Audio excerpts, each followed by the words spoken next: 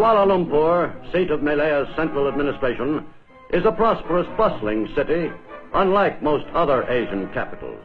The early European colonialist who came over to Malaysia was driven to vigorously exploit our country's rich environmental resource base, and this exploitation trend continues after our country's independence till today. Merdeka!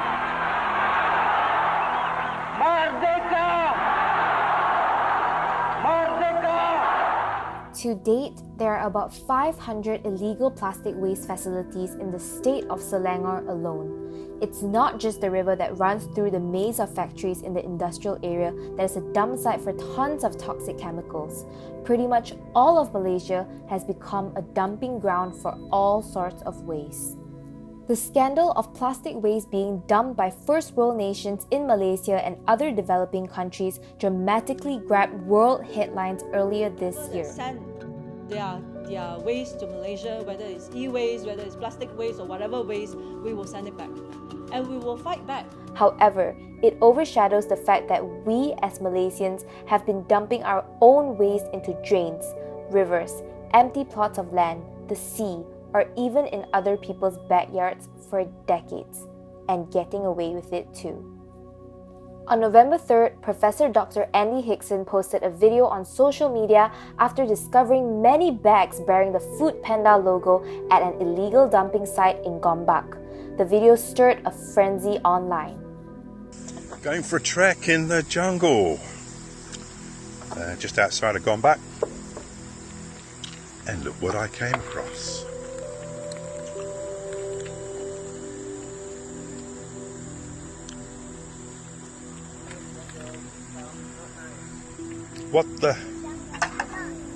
What you doing? Chucking all this rubbish. Look at that. Food Panda stuff. That's the main culprit. There's a whole load of Food Panda stuff down there, dumped in the jungle. Why can't you get rid of your own rubbish? You're not making enough money. It's not just them. Look at all this stuff. Man, why are you doing it? Although many reactions from netizens were fierce ones, there were also comments stating that Food Panda isn't the one to blame. That even though Food Panda was part of the problem, it wasn't the problem.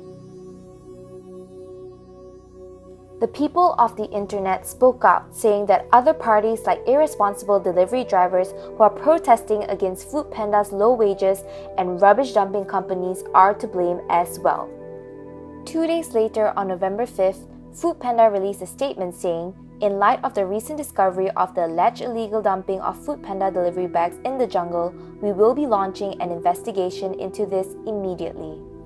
However, 2 weeks later, there was still no action taken by Food Panda. This is what caused Professor Dr. Andy Hickson to organize his own cleanup. He publicized it on Facebook and approximately 100 people clicked going, but no one showed up. I welcome anybody to join me down here. Actually, when I climbed down the edge to begin with, I slipped and slide all the way down, and then I've been clearing up so far 1, 2, 3, 4, 5, 6, 7, 8, 9, 10, 11, 12, 15 bags of rubbish I've collected so far. And now, I just don't care anymore. I'm just in the middle of the rubbish. I reckon, right, I'm guessing here, but I reckon we've got 10,000 bags of rubbish down here. That's my guess.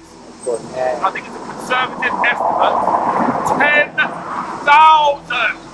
bags of rubbish down here. And then we got more down the other end. It's effing unbelievable. Why would you want to do this? Anyway, back to work. I'm really shocked that there are so much of them, and we thought at least we could clear at least a little bit a corner, but actually after 1 hour and a half's work, we only clean all the rubbish behind this yellow line, you can see there are so much of them there. And we ran out of our bin bags. We brought 10 of them, but it's all gone. So we have to stop, maybe get more before we could start again. And it's not enough for only a couple of people to do it. I think at least, we need so many people and to do this for a long time before we could all clean this. And it's such a shame that they dump these in such a beautiful environment. And can you believe how dangerous for the monkeys? If they accidentally eat something sharp, it might kill them. Yes. You saw a lizard just now and it had plastic around its body. Yes. Looks like it's going to maybe block the bloodstream. Maybe he will die soon because when you have a tight thing on the wrist, it's dangerous. It's really big and long, just over there. I have a newfound respect for people whose jobs it is to clean away our rubbish. All the garbage collectors, anybody that spends time cleaning away our rubbish. I've got nothing but respect for you.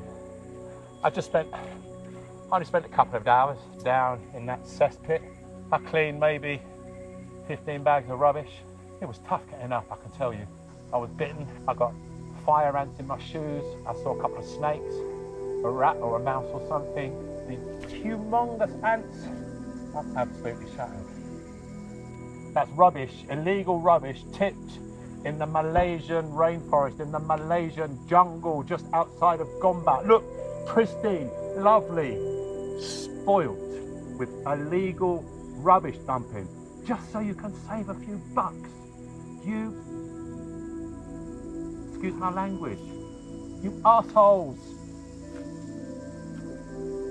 Our people, Malaysians should do more instead of going viral and talking about it.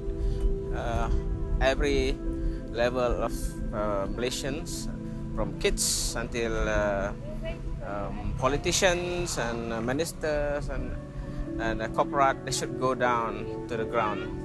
We are working on the grassroots because the problem is everywhere. The rubbish problem is not only in the cities, but now it's going to the jungle as well, because the city people throw the rubbish and maybe with a contractor or whatever company that collect rubbish, and these people will just dump it into the jungle. One thing that I've been asking from our city council, Majlis Badas Layang, I think I've been talking to the officer, I need a recycling center here in this area with the Orang Asli area, because that rubbish actually is recyclable. Most of them are plastic and metal and glass, which is really recyclable items. But until now, I've been here for 8 years. I've been here for 8 years, and I have yet to receive positive feedback from our city council, which is to recycle all this product, all this item. And if they recycle this item, it's just like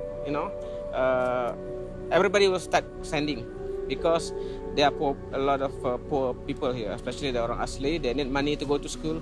The kids will do this, and that is a very simple way to clean up rubbish. Despite the hard work, it was clear that a one-man show did little to no help in cleaning the forest. There is still hope, as companies and citizens are being more aware and proactive of this crisis.